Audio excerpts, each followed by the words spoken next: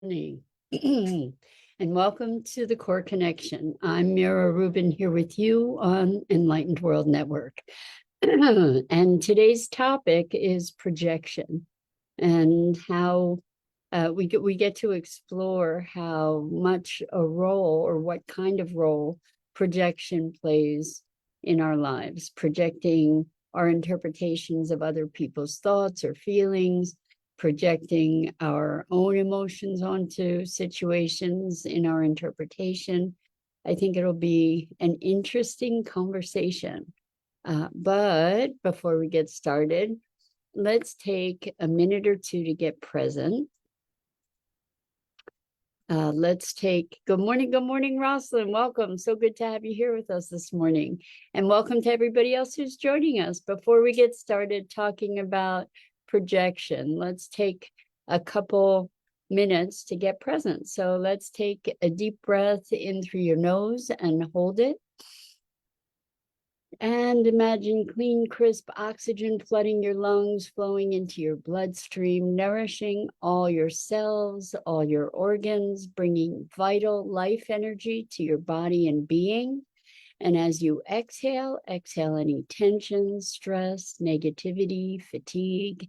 And now let's take another deep breath in through your nose and hold it.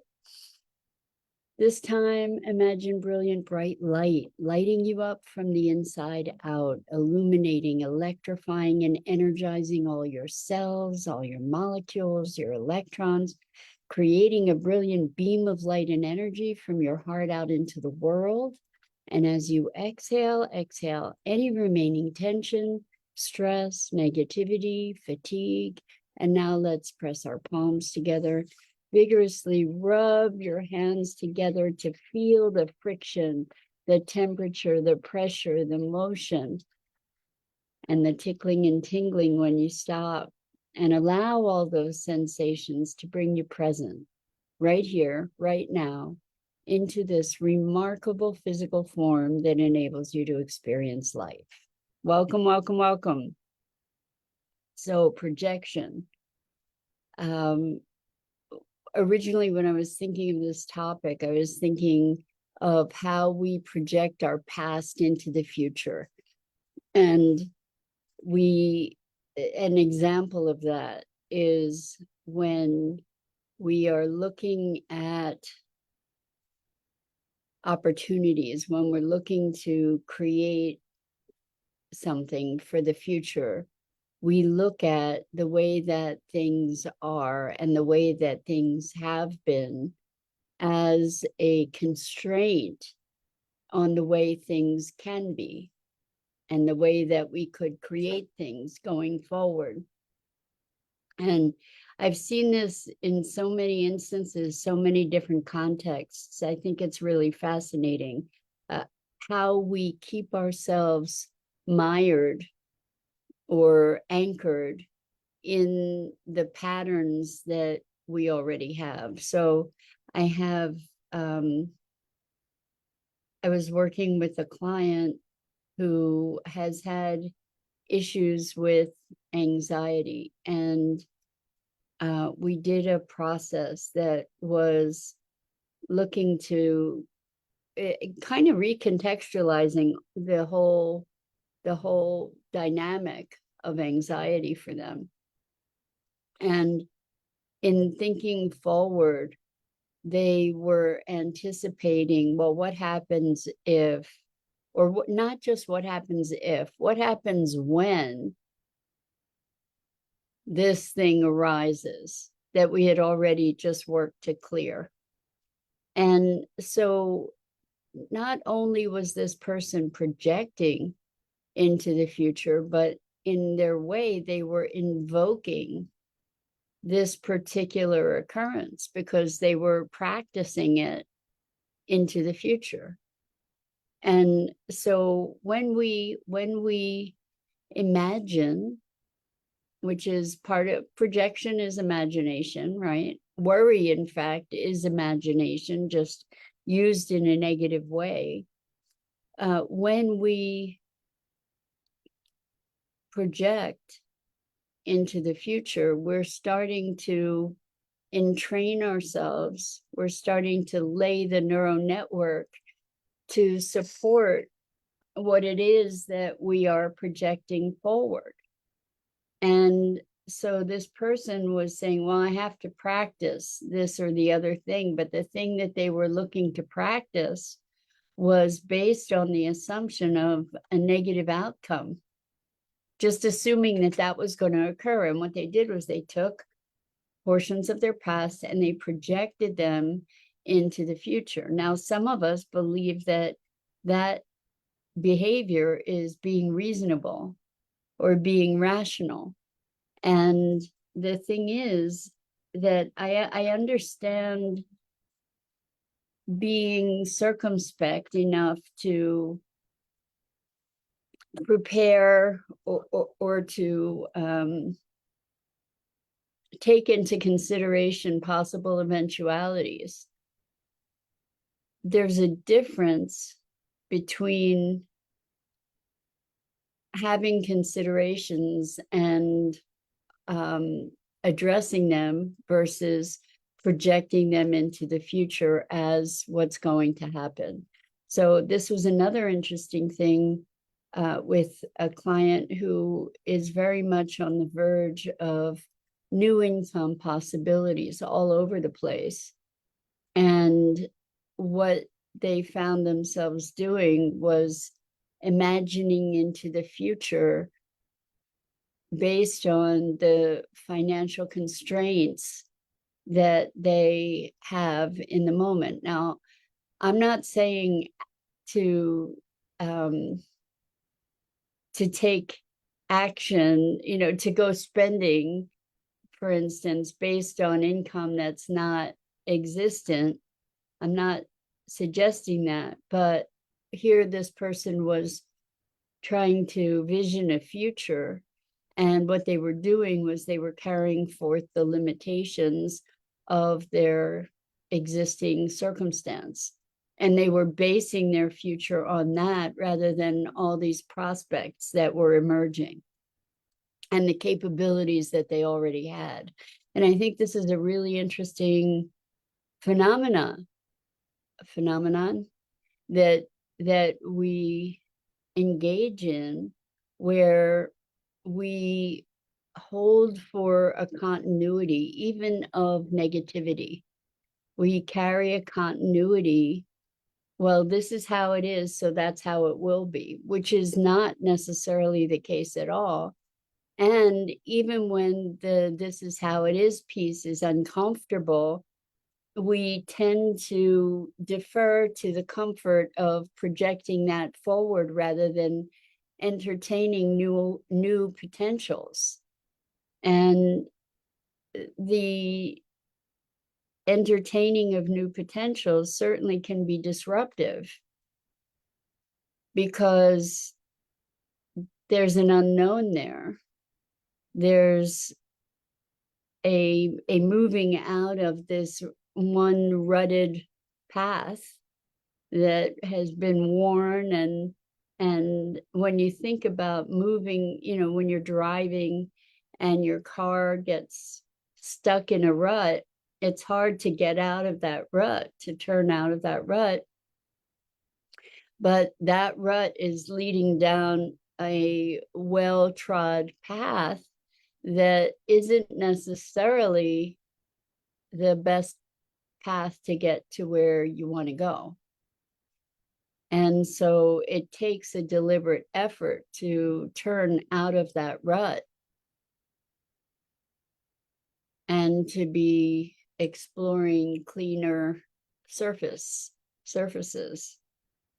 and to be developing new patterns, new pathways, new channels. And so another circumstance where we can witness projection is when, let's say, we're having a miserable day and we are in a grocery line and we look at somebody and they look away. And it's likely that we would project that there was something personal about that interaction. that we could project that that person just is disgusted by me or something, which is craziness, right? Because that person, maybe that person was just having a bad day and feeling really isolated and just couldn't make contact with people. And we don't know what was going on with that person, but we project our emotions, our perspective on another in our interpretation. Somebody said something in a certain way, somebody gave us a sideways look, somebody did whatever they did, somebody cut us off when we're driving. And what happens is we make that a personal affront. And why do we do that? We don't always do that, but when we do that, why do we do that? What we're doing is we're projecting our interpretation outward. We're projecting our emotional state outward. And so when we're in an upset, we emanate that, we project that, we see through that lens. And that is a projection, right? When we're depressed, the whole world's going to hell in a handbasket.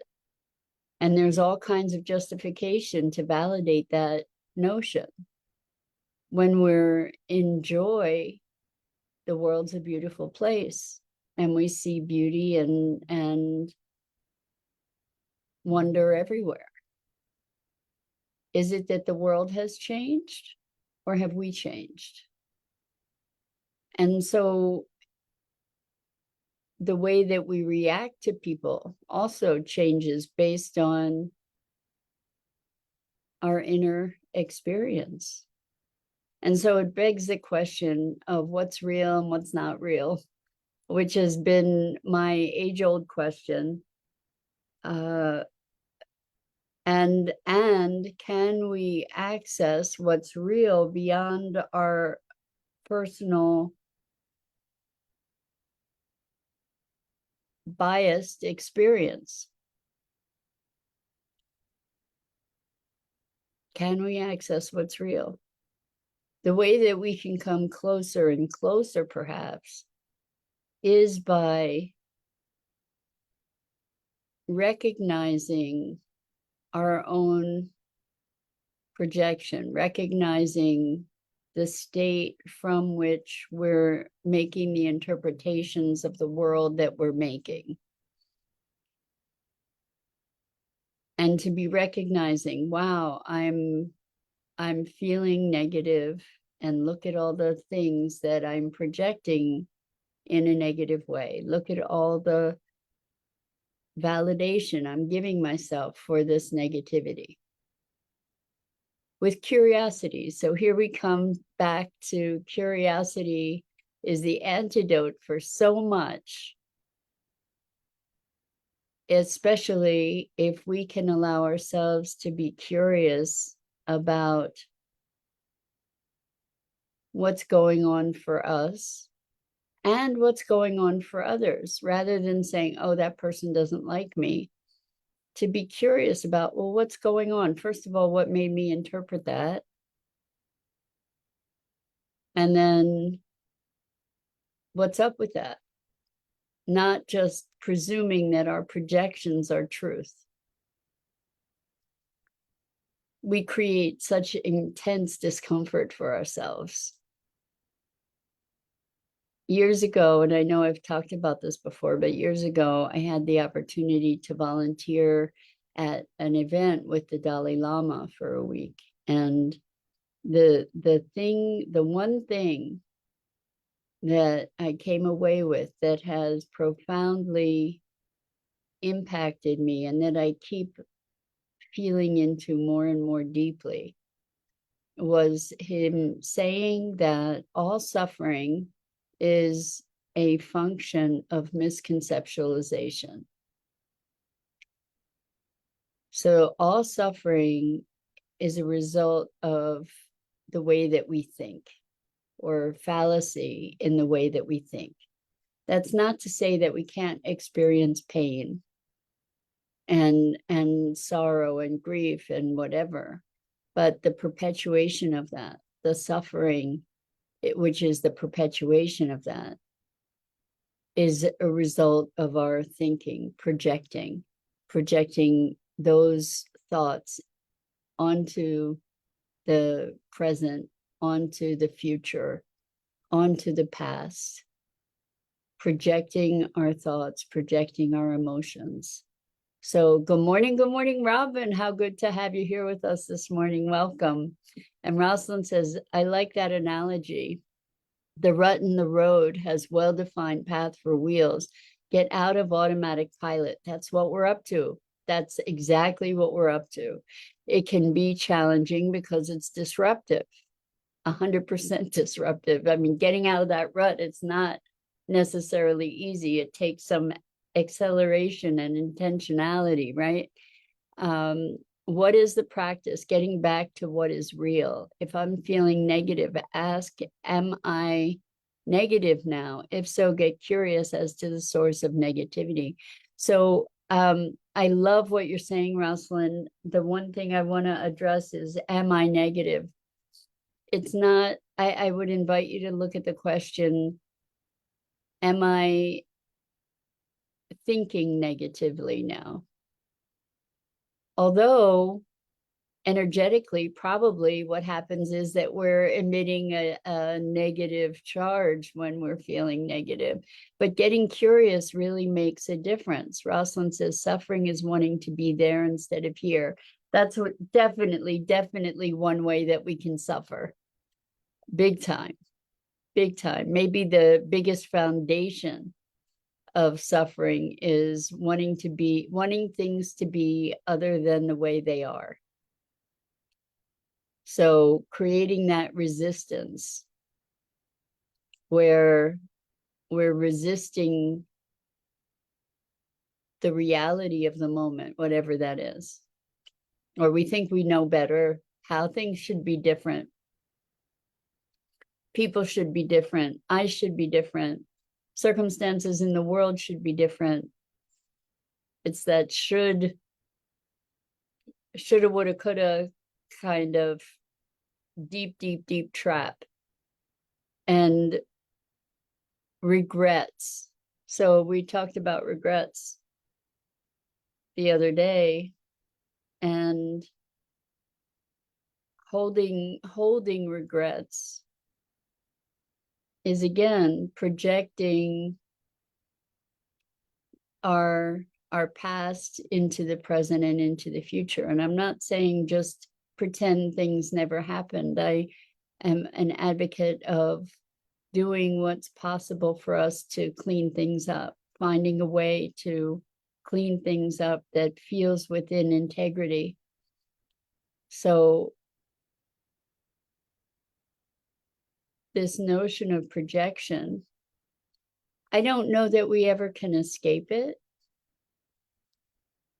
Our best opportunity to escape projection is being as present as we can be in clearing whatever reactivity we have in curiosity. Curiosity is a fabulous tool. I think that curiosity can lead us to a place of compassion and understanding. And when we find that place of compassion,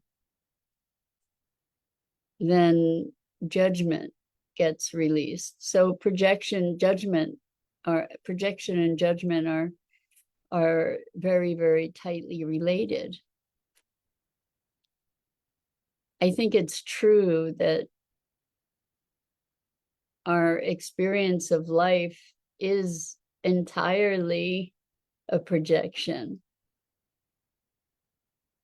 And it's that we really don't know what's underlying. We have our interpretations, right? And I'm kind of grouping our interpretations with the notion of projection. So the notion that the sky is blue, and we have kind of a common agreement about that. The thing is that we don't know that the blue that you see and the blue that I see is the same thing. We just agree that whatever that experience is, we're both calling blue, but we don't know what the actual nature of that individualized experience is. It's pretty remarkable how we can come to agreement, how we can develop language and actually communicate with some degree of understanding. The experience of the blueness of the sky, however, is something that goes beyond our ability to communicate. So when you say the sky is blue, and I say the sky is blue, the projection is that we're seeing the same thing. And that may not be the case. So I think about my cat, Jewel, and I don't know, I have no idea how much she sees. She has scars on her eyes that she's had since she was a kitten. And she sees differently. I know she sees differently because there are times when she'll be staring up into the corner of the room and there's nothing there that I can see, but she will be watching intently. I know that she sees differently because she will play with a toy, but sometimes I'll throw the toy and she doesn't even register where it went. She can't tell where it went. And yet she can sense me or see me winked at her from across the room, and she'll wink back. So when we talk about seeing, the experience of seeing that I have clearly is very different from the experience of seeing that she has. And she might not even notice that seeing is seeing, which anyway, this brings me back to the fascination that I have with the story of people who are able to see without their eyes, read documents, navigate rooms, paint, do all kinds of things that a sighted person can do, but without the use of their eyes. I don't know quite how we got there for projection. So here's another aspect of this notion of projection, astral projection. So I imagine that a number of you have had experiences where you have had an experience of being outside your body, maybe traveled, maybe experienced things that could be verified that typically you couldn't have known. So projection of consciousness in a whole different way than just projecting our thoughts or our feelings, our interpretations on others, but projecting our consciousness. And there are all kinds of studies about this, and there's groups of people that were trained by the CIA to be shaman spies, where they did essentially astral projection. They called it remote viewing, to see different places around the world and the universe at different times. They could project through time and space, and they were able to validate and verify lots and lots of the experimental data that they collected. So one of the people who was one of the premier shaman spies is named Joe McMoneagle, and he has a book, at least one book that he wrote, and I don't recall the title of it, but you might want to look at that. But it's very interesting because it's projecting consciousness, which again gives us a question about what is real and what isn't real, and who are we, and what is this whole experience? Is the whole thing a projection? Kind of interesting. So Rosalind says, body awareness can be a tool, getting out of head and using breath to see where tension is being held. Why does that help? Helps the nervous system recalibrate back to calm. And calm is placed from where we can tune into the inner landscape rather than focusing on external circumstances. I love this notion of, or this call to come back to our bodies. As we come back to the breath, as we experience our body, there's a greater integration. We are body, mind, and spirit. Our body is a big place, a big part of our experience here in the world. We cannot experience any of our experience in this world without our bodies, at least as humans. And so many of us are at odds with our bodies. When we learn to make peace with our bodies, that's when we can come into greater realization, I think, as we become a more integrated being. We talked about integrity. As we become a more integrated being, body, mind, and spirit, or heart, mind, and body, whatever it is, all those pieces, if we take them away from being pieces and bring them into being a unified whole, then we have a very different experience. So that's it for today, folks. You might be interested in joining us tonight for Sustainability Now movie night. We're showing how AI is being used to interpret animal language, and how this development can be changing our relationship to ourselves and everything in the world. So if you're interested in it, I think it's going to be a fascinating evening. Please go to https://sustainabilitynow.global instead of .com. And if you sign up for our email, you will get notification. The notification for this evening goes out at 6:30 Eastern, and movie night is from 7 to 9 p.m. Eastern. So I invite you to join us. And that's it for today. I'm Mira Rubin. This is the Core Connection. And I go live here each weekday morning at 9 a.m. Eastern on the Enlightened World Network Facebook page and YouTube channel. And as always, I invite you to check out the other awesome programming on Enlightened World Network. And again, it is always my privilege and pleasure to have this opportunity to engage in these conversations together. And I deeply, deeply appreciate it. So until next time, so much love to you.